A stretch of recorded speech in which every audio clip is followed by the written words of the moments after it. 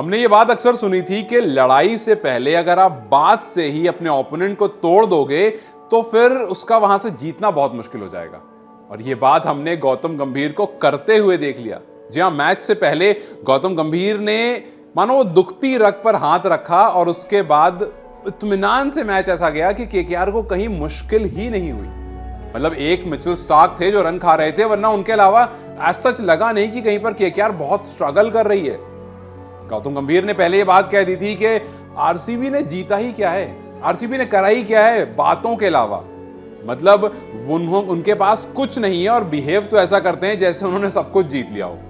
और मैच में भी हमें कुछ ऐसा ही दिखा। एक विराट कोहली थे जो खड़े होकर के खेल रहे थे, उनके अलावा कोई खास परफॉर्मेंस नहीं आई, और जिसकी आई भी वो भी ट्रोल होता रहा कि भाई तुमने 59 बॉल खेल करके 83 रन किए, जहां पर पूरी टीम ने 60 बॉल्स तुमसे एक ज्यादा बॉल खेल करके 99 रन किए। मतलब तुमने आधी पूरा, मतलब 20 ओवर में से 10 ओवर तुमने पूरा खेला और उस पूरे 10 ओवर में से तुम टीम का आधा भी नहीं बना पाए।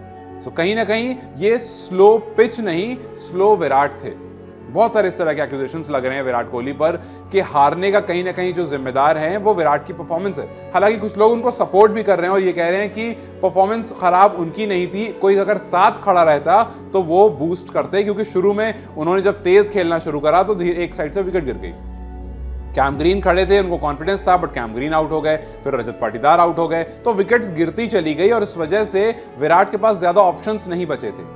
लेकिन फिर क्रिकेट बीइंग क्रिकेट, आपका स्टार्ट्स होते हैं। लोगों ने कह दिया कि भाई जी लास्ट 5 ओवर में आपने 16 बॉलें खेली और उसमें कुल 21 रन मारे, और उस 21 रन में भी एक 6 है, विच मीन्स कि वो एक बॉल में आया होगा, तो बची हुई 15 बॉल में 15 रन आए।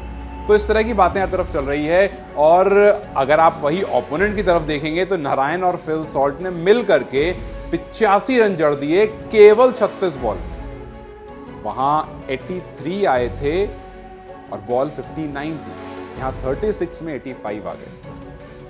हालांकि विराट कोहली की आप परफॉर्मेंस देखेंगे तो आपको परफॉर्मेंस बहुत अच्छी दिखेगी, मतलब पिछले कुछ इनिंग्स आप उनकी देखेंगे, लेकिन वहां पर जो स्ट्राइक रेट है वो एक चीज है जिस पर सवाल उठ रहा है, जिसके बारे में बीसीसीआई ने भी कह दिया था कि विराट को अपना नाम पीछे ले लेना चाहिए सो दैट हम किसी और को ट्राई कर सकें जो थोड़ा तेज खेल सकता है।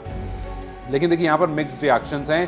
पहले आपको कुछ इनिंग्स बता देता हूँ, फिर बताता हूँ किस तरह से कुछ फॉर्मर प्लेयर्स ने विराट को सपोर्ट करते हुए कुछ बातें कही हैं और कुछ फॉर्मर प्लेयर्स ने विराट के अगेंस्ट कुछ बातें कही हैं। लेकिन इन सब में आपको एक बात जरूर लगेगी, भाई गंभीर ने कहा तो सच था और दिमाग बहुत सही लगाया था कि भाई पहले ही कुछ ऐसी बात कर दो, थोड़ा तो कुछ असर होगा ही होगा। खैर, विराट की परफॉर्मेंस 59 बॉल में 83, 49 में 77, 20 में 21, 61 फॉर 101 एंड 63 में 100। ये सारी परफॉर्मेंस में आपको एक चीज कॉमन दिखेगी कि स्ट्राइक रेट जो है वो 150 से थोड़ा नीचे मोस्ट ऑफ द टाइम रहा है, और आपको 150 से थोड़ा ऊपर चाहिए होता है। और अगर आप ओपन कर रहे हो तो डेफिनेटली आप चाहोगे कि 170, 160 कुछ इस तरह का स्ट्राइक रेट हो, तभी आप डोमिनेट करो। और जिस तरह का ऑरा है विराट कोहली का, आप चाहोगे कि यार थोड़ा और पुश करके खेलें। वरना वो पाकिस्तान में हम अक्सर सुनते हैं ना बाबर आजम के बारे में कि वो शुरुआत स्लो करते हैं और बाद में तेज कर देते हैं, तो मैनेज तो हो जाता है स्ट्राइक रेट, लेकिन प्रेशर क्रिएट हो जाता है। और ये बात शेन वॉटसन ने भी कही, ये बात ब्रायन लारा ने भी कही, और जो शुरू में स्लो पिच लग रही थी, स्लो पिच के बारे में बात हो रही थी, वो सुनील नारायण के आने के बाद हट गया। जैसे मैंने आपको बताया कि लास्ट में रन बहुत स्लो हुआ, लेकिन उसके बाद वही सुनील नारायण आए और उन्होंने दिखा दिया कि जी पिच विच स्लो नहीं है। खैर, कुछ लोगों ने यह भी कह दिया कि वो ऑरेंज कैप पर नजर थी ना, इस वजह से कुछ खास स्कोर नहीं कर पाए। लेकिन पिछले आप कुछ मैचेस में देखेंगे, पिछले 5 मैच में विराट कोहली के अलावा किसी की भी हाफ सेंचुरी नहीं आई है चेन्नई स्वामी में, जो बताता है कि टीम में कमी दिख रही है।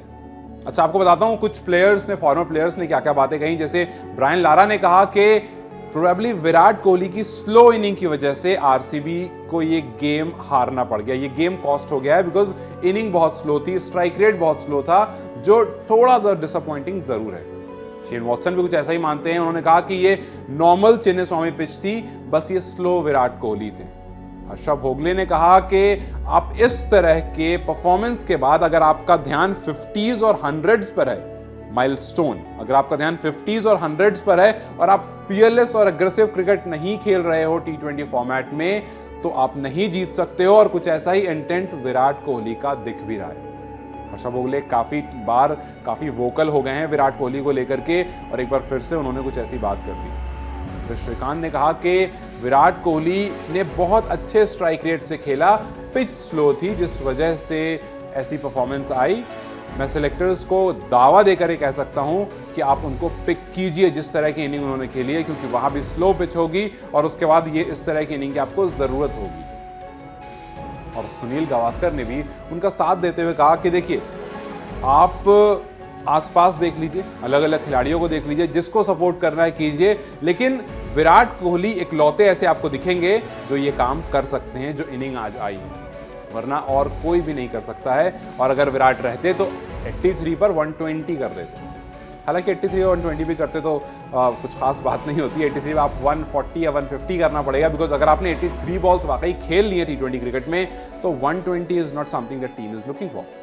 खैर, सुनील गावस्कर उनका साथ देते हुए दिखे और उन्होंने कहा कि अगर कोई विराट का साथ देता ना तो वो 83 नहीं, उतने में ही वो 120 तक मार सकते थे, लेकिन जस्ट बिकॉज कोई इनके साथ नहीं था, वो अकेले खेल रहे थे, तो विराट मजबूरन कम रन बना पाए, क्योंकि अगर वो हिट करने जाते तो ऑब्वियसली विकेट खो देते। और अगर, क्योंकि पिछले मैच में हमने देखा था वो हिट करने गए थे, उन्होंने विकेट खो दी थी। हालांकि टीम वहां पर जीत गई थी, दिनेश कार्तिक ने अच्छी पारी खेली थी, आज भी अच्छी पारी खेली, लेकिन अगर दिनेश और विराट कोहली थोड़े और पहले आ जाते, या फिर अगर विराट का कोई और साथ दे देता, जैसे दिनेश ने कुछ 8-9 बॉल जितनी भी खेली उसमें दिए, तो ये स्कोर विराट का 83 ना होकर के 120 हो जाता।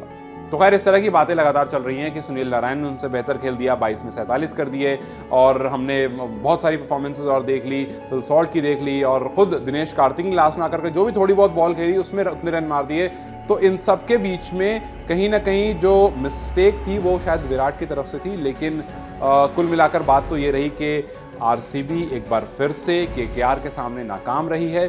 और जो गौतम गंभीर ने कहा था शुरू में कि भाई आप सिर्फ हारते हो, आप सिर्फ बातें करते हो, आपके पास कुछ ऐसा नहीं है जिसको एक्चुअली में आप फ्लॉन्ट कर सकते हो। आप 49 पे ऑल आउट हमारे सामने हुए, आपको हमने 105 रन 6 ओवर में मारा, आपको हम लगातार 2016 से अब तक हराते हुए आ रहे हैं, आपके घर में सबसे ज़्यादा मैच हम जीते हैं, हम दोनों में से जब जब मैचेस हुए हैं तो हम आपके घर में ज़्यादा मैचेस जीते हैं। आप समझ लो कि क्या ही बात है। तो खैर, ये बात तो सही है कि अब चाहे घर की बात करो या बाहर की बात, केकेआर का रिकॉर्ड बहुत अच्छा है आरसीबी के सामने, और एक बार फिर से गौतम गंभीर और विराट कोहली की लड़ाई में गौतम गंभीर की जीत हो गई है। लेकिन खैर, जाते थे आपसे यही पूछूंगा कि आपको क्या लगता है, क्या रीजन रहा इस मैच को हारने का? क्या बॉलर्स रीजन थे या बैट्समैन, या आपको कोई और रीजन लगता है? जो भी आपको लगता है मुझे कमेंट सेक्शन में जरूर बताएं। इस वीडियो को लाइक और शेयर जरूर करें, और जाते जाते चैनल को सब्सक्राइब करके जाएं।